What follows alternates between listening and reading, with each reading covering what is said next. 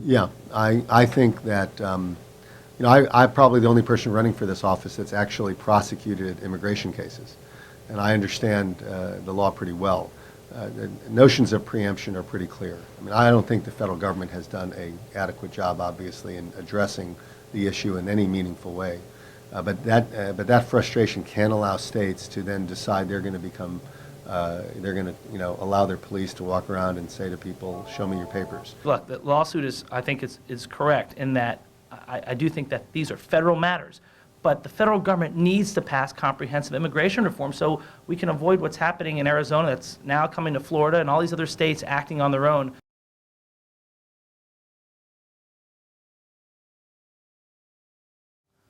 So the law is self-contradictory. It says no racial profiling, but it, in practice, requires racial profiling. Would a police officer ask me for my immigration papers? No.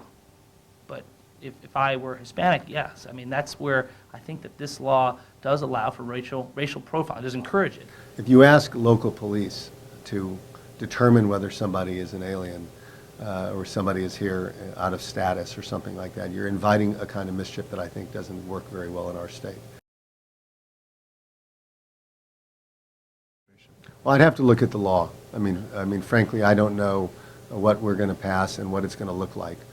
If I thought it was constitutional, the obligation of the Attorney General is to protect is to defend the state.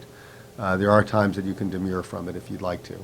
If I thought the law we passed was unconstitutional, then I would say so. I don't think an Attorney General should take a position that he knows to be contrary to the law or the Constitution.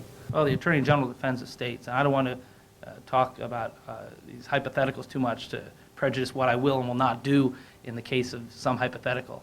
But I can tell you the AG has to defend, is supposed to defend laws that the AG doesn't necessarily agree with. But at some point, if there is a law that passes that that the AG feels is unconstitutional and immoral, then the AG should not defend that lawsuit.